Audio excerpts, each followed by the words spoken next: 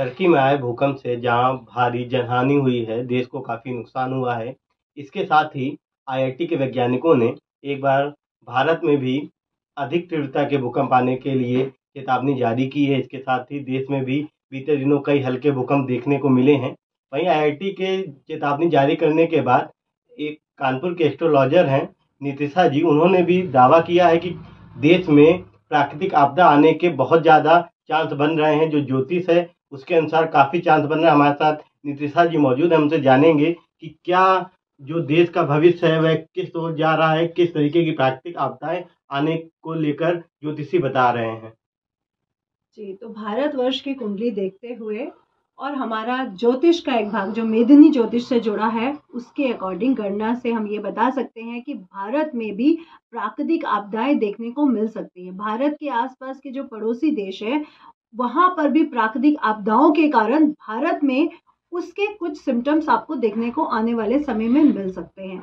तो हमारा भारतवर्ष भी इस समय जो आने वाला सूर्य ग्रहण है अप्रैल मंथ में और चंद्र ग्रहण मई मंथ में आ रहा है, उसके एक हफ्ते के अंदर अंदर, क्योंकि सूर्य भी दक्षिणायन और उत्तरायण के समय ये प्राकृतिक आपदाएं आपको सबसे ज्यादा देखने को मिलती है। और अमावस्या पूर्णमासी के समय भी प्राकृतिक आपदाएं एक हफ्ते में आने के चांसेस सबसे ज्यादा होते हैं। आप जब बहुत ज्यादा ध्यान से अगर देखते हैं तो सूर्य ग्रहण और चंद्र ग्रहण के काल के समय कभी भी कोई प्राकृतिक आपदा नहीं आती है, लेकिन एक सप्ताह के अंदर काफी भारी संभावनाएं बनती हैं प्राकृतिक आपदा की। तो आने वाले समय में भारतवर्ष को भी थोड़ा सा सतर्क रहने की जरूरत है। इसके पहले आपने कौन कौन सी भविष्यवाणियां की हैं जो बिल्कुल सही साबित हुई हैं?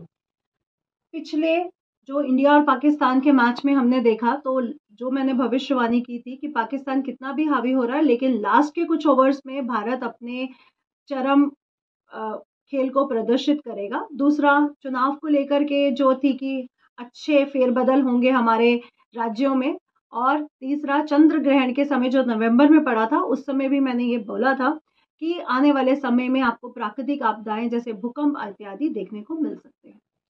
जो देश की इस वक्त की आपको ग्रह दशा ज्योतिषी के हिसाब से हम लोगों को समझाइए कि क्या कौन से ग्रह कहाँ पे बैठे हुए हैं जिस वजह से ये प्राकृतिक आपदा आने का वो बन रहा है। इसके साथ ही जो देश के प्रधानमंत्री हो, आपके अनुसार उनकी कुंडली भी ऐसी है कि जो ये प्राकृतिक आपदा आएगी वो कहीं ना कहीं कंट्रोल हो जाएगी, क्योंकि जो मोदी जी की वो है कुंडली, उसमें कुछ ऐसे ग्रह बैठे हुए हैं, ऐसी चीजें। क्या है पूरा मामला? जी जी, पहली बात तो भारतवर्ष की कुंडली में इस समय शनि ग्रह अपनी कुंभ राशि में और अस्त होने की वजह से ये प्राकृतिक आपदाएं ज्यादा देखने को मिल सकती हैं। और राहु केतु की जो इस समय प्लेसमेंट है, उसके कारण भी आपको इस समय सबसे ज्यादा प्राकृतिक आपदाएं देखने को मिल रही हैं।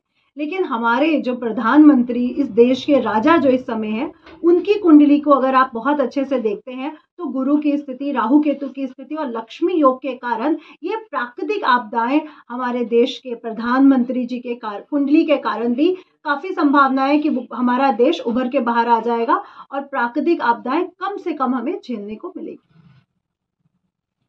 ये हमारे साथ नितिशा जी मौजूद थी जो बता रही थी किस प्रकार से जो ग्रह बन रहे हैं ज्योतिषी के अनुसार, उनके अनुसार जो प्राकृतिक आपदाएं हैं उनके आने के चांस बहुत ज़्यादा हैं। लेकिन जो प्रधानमंत्री नरेंद्र मोदी की कुंडली को अगर देखा जाए तो उससे कहीं ना कहीं जो ये प्राकृतिक आपदाएं आएंगी वह कम स्तर में निपट जाएंगी। मैं अखंड प्रताप सिंह, न्यूज़ 18 कानपुर।